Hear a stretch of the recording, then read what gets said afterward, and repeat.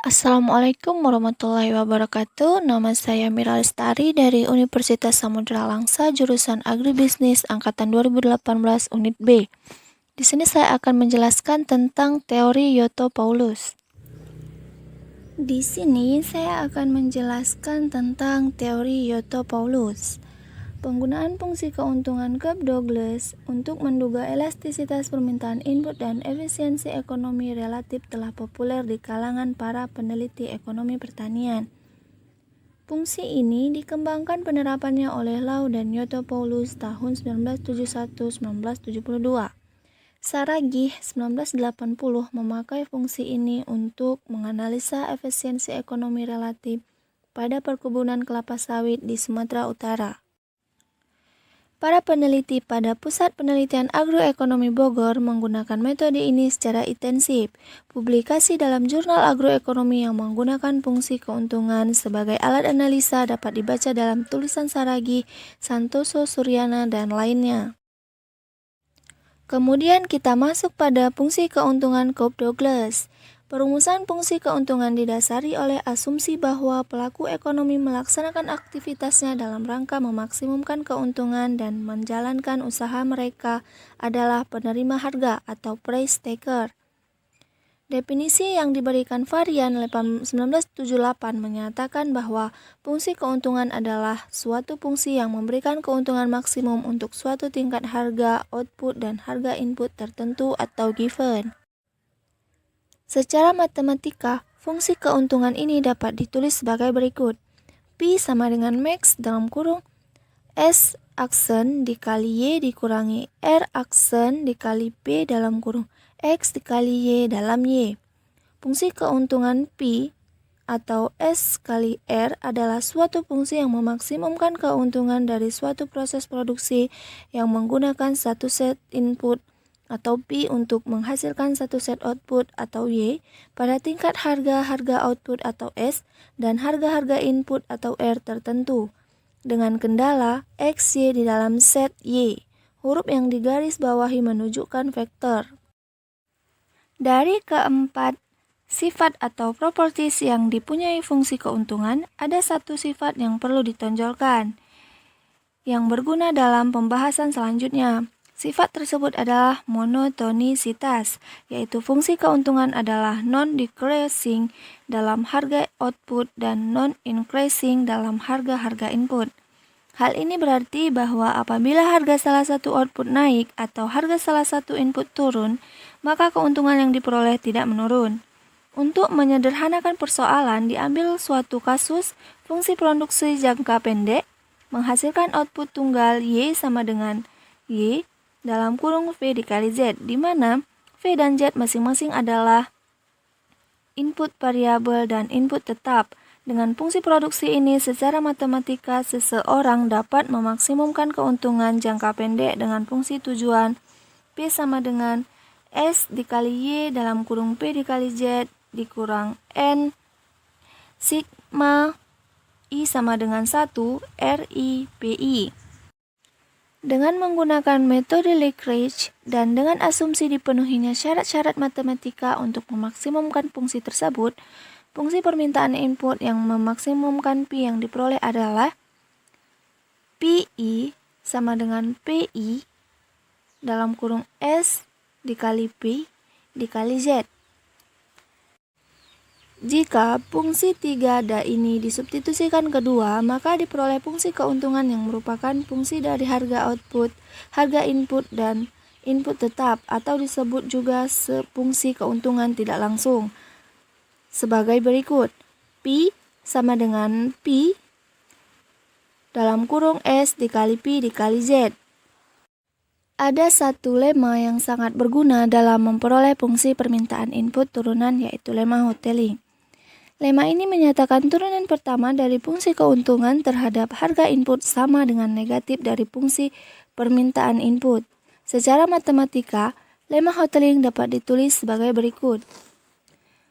Delta P per delta RI sama dengan min PI dikali S dikali R dikali Z. Di dalam penelitian empirik, Fungsi Cobb-Douglas sering dipakai sebagai model penduga dari fungsi keuntungan. Fungsi keuntungan Cobb-Douglas yang dipakai para peneliti yang disebutkan di atas adalah fungsi keuntungan Cobb-Douglas yang telah dinormalkan dengan harga output. Fungsi semacam ini untuk aktivitas produksi yang menghasilkan satu output dan berusaha dalam jangka pendek dapat diformulasikan sebagai berikut. Di mana P adalah fungsi keuntungan Cobb-Douglas jangka pendek yang dinormalkan dengan harga output P per S. PI adalah harga input ke I yang dinormalkan dengan harga output PI sama dengan RI per S. ZK adalah input tetap atau biaya tetap ke K. Harga output S antar pengamatan berbeda. Uraian terinci untuk sampai pada fungsi 6 dapat dilihat dalam Law dan Newton-Fulus 1971-1972 berdasarkan sifat pertama dari fungsi keuntungan. Fungsi keuntungan Cobb-Douglas adalah monotonisitas non-increasing dalam harga-harga input yang dinormalkan atau PI. Selanjutnya adalah fungsi permintaan input turunan. Dengan menggunakan lemma Hotelling, fungsi permintaan input yang diturunkan dari 7 adalah PI sama dengan min delta N per delta PI sama dengan min delta log N per delta log PI dikali Pi per PI sama dengan alpha I Pi per PI atau log PI sama dengan log min alpha I ditambah log Pi dikurang log PI sama dengan log min alpha I ditambah log A0 ditambah sigma alpha I log PI ditambah sigma K log ZK dikurang log PI. Dari fungsi tersebut dapat diturunkan formula untuk menghitung elastisitas permintaan input, yaitu elastisitas permintaan harga sendiri NII sama dengan delta log PI per delta log PI sama dengan alpha I dikurang 1. Elastisitas permintaan harga silang NIJ sama dengan delta log PI per delta log PI sama dengan alpha J untuk I sama dengan J. Elastisitas permintaan input variabel terhadap input tetap NIK sama dengan delta log PI per delta log ZK sama dengan alpha K. Selanjutnya keterbatasan fungsi keuntungan Cobb-Douglas. Sifat pertama monotonisitas dari fungsi keuntungan seperti dikemukakan di atas mempunyai implikasi bahwa koefisien alpha I bernilai non-positif. Juga dapat dibuktikan bahwa koefisien alpha I merupakan negatif dari besaran share input variabel terhadap keuntungan jangka pendek, yaitu WI sama dengan PI dikali PI per V. Dengan memanfaatkan lemma Hotelling, share input dari fungsi keuntungan Cobb-Douglas jangka pendek yang dinormalkan dapat ditulis sebagai berikut. Karena PI, VI, dan P adalah positif, maka WI bernilai positif. Untuk mendapatkan WI positif, nilai alpha I harus bernilai negatif. Kalau argumen ini diterima, konsekuensinya kemampuan fungsi keuntungan Cobb-Douglas untuk menduga elastisitas permintaan input menjadi sangat terbatas. Dengan mengikuti analisis Kern dan Cole 1986, keterbatasan-keterbatasan tersebut dapat diidentifikasi sebagai berikut. Yang pertama ada dugaan elastisitas permintaan harga sendiri akan selalu elastis. Yang kedua, dugaan elastisitas permintaan harga silang akan selalu negatif. Hal ini berarti bahwa hubungan antar input akan selalu bersifat komplementer. Dan yang ketiga, dugaan elastisitas permintaan dari input terhadap harga salah satu input variabel akan sama besarnya. Yang keempat, dugaan elastisitas permintaan dari input-input terhadap salah satu input tetap akan sama tanda dan besarnya.